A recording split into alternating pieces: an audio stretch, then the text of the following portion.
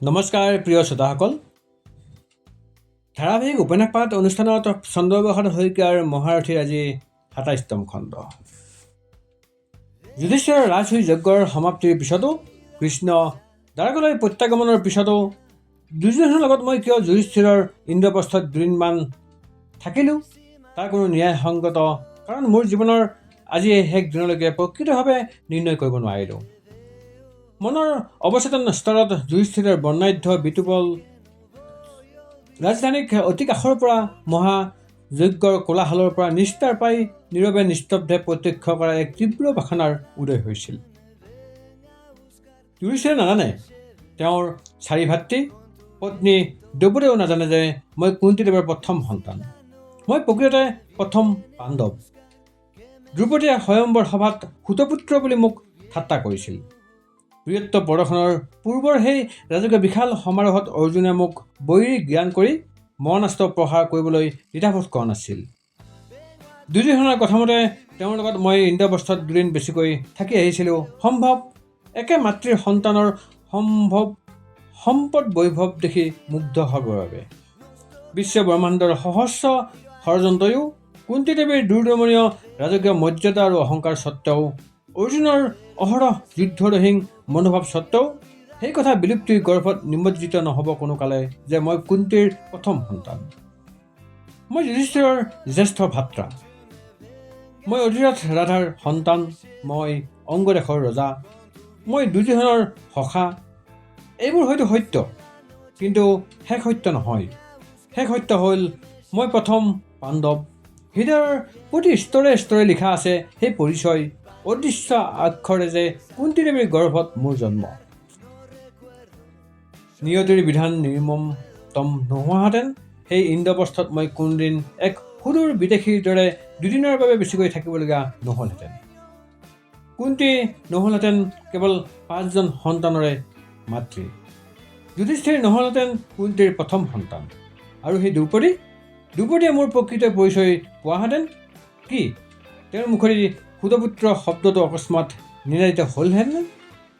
যুধিষ্ঠিৰৰ ৰাজধানীত দুদিন বেছিকৈ থাকি চিৰদিনৰ সেই দুৰ্বিষহ বেদনাৰ দংখন হৃদয়ত পুঞ্জিত কৰিলোঁ। দুৰ্যোধনৰ সংগ যে কি মাৰাত্মক হ'ব পাৰে, কি এক কলংকৰূপে চিহ্নিত হ'ব পাৰে সেই কথা অনুভৱ কৰিবলৈ বেছি সময়ৰ প্ৰয়োজন নহ'ল। দুৰ্যোধনে দুৰ্মুখ শকুনিক কাষত লৈ যুধিষ্ঠিৰৰ স্বৰ্ণময় ৰাজধানীত বিচৰণ কৰিবলৈ ধৰিলে। অনতিদূৰত মই দুৰ্যোধনৰ গতি লক্ষ্য কৰিছিলোঁ। ইন্দ্ৰপ্ৰস্থৰ স্বৰ্ণখচিত চিৰবিনন্দীয়া অতুল সম্পদ বৈভৱ দেখি দুৰ্যোধন ঈৰ্ষাত মুহূৰ্তে বিহবল চঞ্চল হ'বলৈ ধৰিলে। সমুজ্জ্বল ফটিকৰ বেদীত দুৰ্যোধনে সৰব বুলি ভুল কৰি নিজৰ নিম্নাংগৰ বখন ওপৰলৈ তুলি ল'লে। পিছ মুহূৰ্ততে মোৰ হাতৰ ইংগিতত নিজৰ ভ্ৰম ধৰিব পাৰি লজ্জাত দুৰ্যোধনৰ শিৰ অধুনত হ'ল। এনেদৰে এবাৰ তেওঁ ভ্ৰমবশতঃ পুখুৰীৰ ফটিকৰ পাৰতে পুখুৰী বুলি ভাবি সাঁতুৰিবৰ বাবে জাপ মাৰিলে।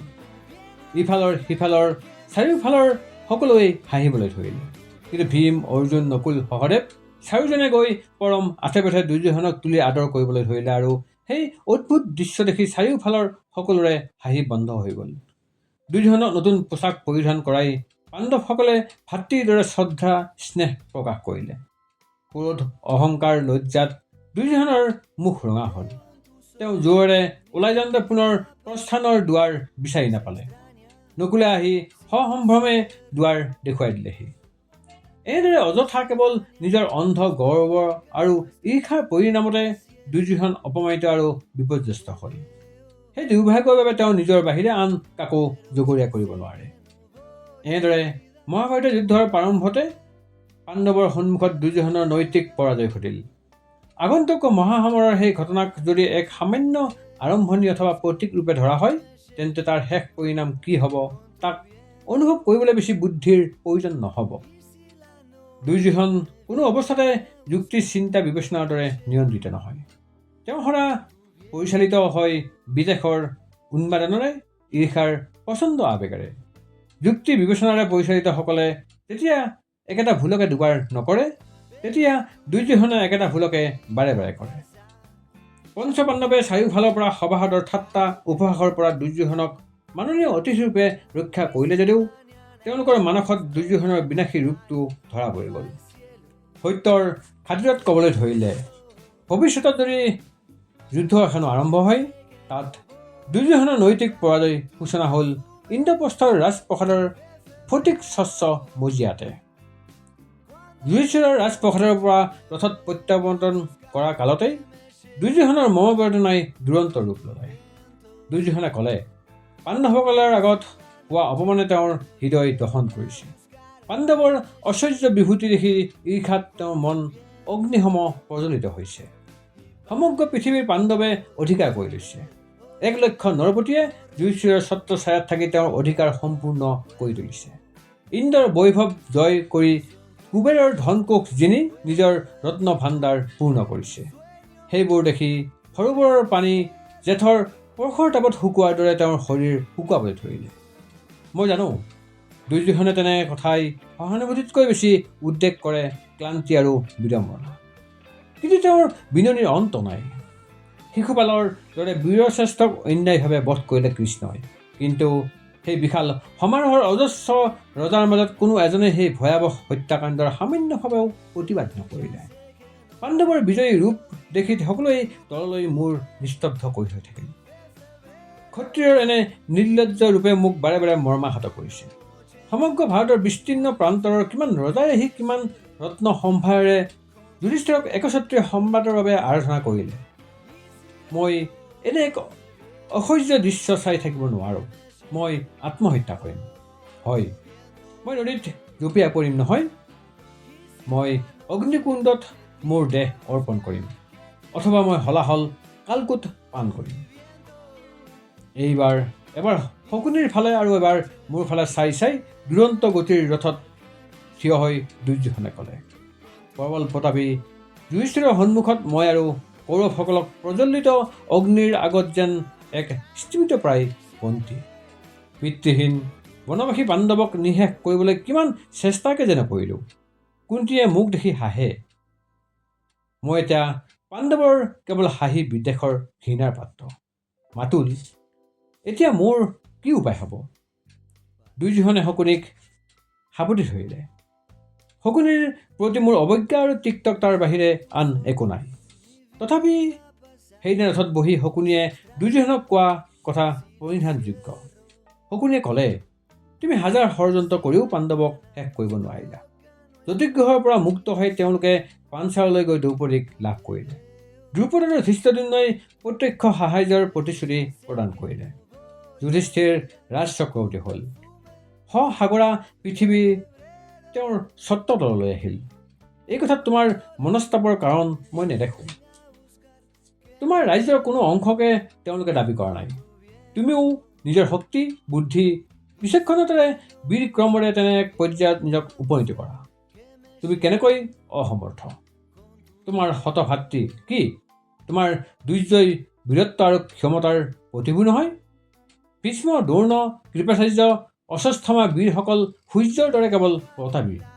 তোমাৰ লগত আছে এয়া কৰ্ণ, জয়দ্ৰথ আৰু গান্ধাৰপতি মই শকুনি। তুমিও পৃথিৱী শাসন কৰি অফুৰন্ত ৰত্ন মুক্তা ভাণ্ডাৰৰ গৰাকী হোৱা। তেতিয়া সামান্যভাৱে আশ্বস্ত হৈ দুৰ্যোধনে ক'লে, প্ৰথমতে মই পাণ্ডৱক জয় কৰি ল'ম। পাণ্ডৱক জয় কৰাৰ পিছতেই ভাৰতৰ সকলোৱে মোৰ বশ্যতা স্বীকাৰ কৰিবলৈ বাধ্য হ'ব। অংগৰাজ কৰ্ণই মোৰ কথাত সন্মতি প্ৰকাশ কৰিব। মোৰ পৰা এক প্ৰত্যয়জনক আশাত দুৰ্যোধনে পৰম আগ্ৰহেৰে মোলৈ চালে। মোৰ কথা স্পষ্ট।